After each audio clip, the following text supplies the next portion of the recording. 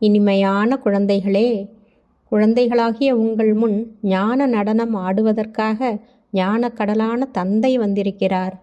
நீங்கள் புத்திசாலியான சேவாதாரிகளாக ஆகின்ற பொழுது ஞான நடனமும் நன்றாக இருக்கும். சங்கம யுகத்தில் குழந்தைகளாகிய நீங்கள் எந்த பழக்கத்தை உருவாக்கிக் கொள்கிறீர்கள்?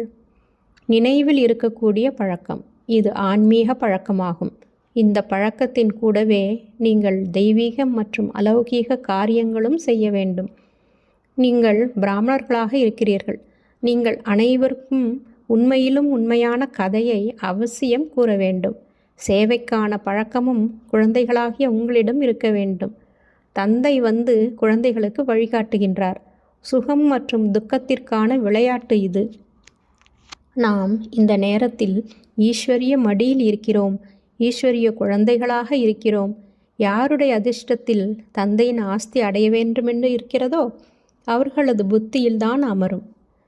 தந்தை இந்த ஞானத்தை அனைவருக்கும் ஒன்று போலதான் கற்பிக்கின்றார். ஆனால் தாரணைகளில் வரிசை கிரமம் இருக்கிறது. எது சத்தியுகத்தில் இருந்ததோ அது மீண்டும் சத்தியுகத்தில்தான் பார்ப்பீர்கள். சத்தியுகத்தில் அசுத்தம் ஏற்படுத்தக்கூடிய எந்த பொருளும் இருக்கவே முடியாது. நாள் செல்ல செல்ல புயல்களும் வந்துவிடுகின்றன.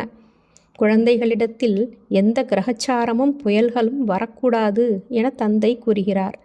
பாரதத்தில்தான் வெற்றி மற்றும் தோல்விக்கான விளையாட்டு பதிவாகியிருக்கிறது. பாரதம்தான் பாவனமாக இருந்தது. முக்கியமான கருத்து மன்மனாபவ. இதில்தான் தடைகள் ஏற்படுகின்றன. தேக அபிமானம் வந்து விடுவதால் பிறகு பலவிதமான சோம்பல் வந்து விடுகிறது. பிறகு யோகாவில் இருக்க விடுவது கிடையாது. மூல விஷயம் ஒன்றே ஒன்றுதான். இதில் அனைத்து விஷயங்களும் வந்து விடுகின்றன. நினைவின் மூலம்தான் விகர்மங்கள் விநாசமாகின்றன. இந்த ஒரே ஒரு பழக்கம்தான் ஆன்மீகமானது ஆகும். ஞானம் மிகவும் எளிது. இந்த பழைய உலகம், பழைய சரீர சகிதமாக அனைத்தையும் முற்றிலும் மறந்துவிடுங்கள். கடைசியில் அனைவரும் கர்மாதீத்த நிலையை அடைந்து விடுவீர்கள். ஒன்றும் புதிய விஷயமில்லை. முந்தைய கல்பத்திலும் நடைபெற்றது. நாடகத்தில் நடிப்பு நடித்து விட்டோம். இப்பொழுது மீண்டும் வீட்டிற்கு செல்கிறோம். இது சைத்தன்ய நாடகமாகும். பாபாவிடமிருந்து கிடைக்கிறது. உங்களிடம் பிரம்மாண்டம், பரந்தாமம் மற்றும் சிருஷ்டி சக்கரத்தின் முதல் இடை கடை ஞானம் இருக்கிறது. எல்லையற்ற தந்தையிடமிருந்து அவசியம் நீங்கள் எல்லையற்ற ஆஸ்திதான் அடைவீர்கள். முகத்தில் இனிமை இருக்க வேண்டும்.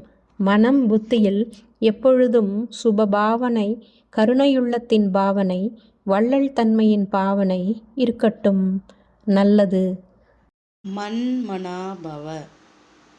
தன்னை ஆத்மா என உணர்ந்து ஆத்மாவின் தந்தையான பரமாத்மாவை அன்போடு நினைவு செய்தால் ஆத்மாவில் இருக்கும் 63 ஜென்மங்களின் பாவ கர்மங்கள் அழிந்து போகின்றன. ஓம் சாந்தி.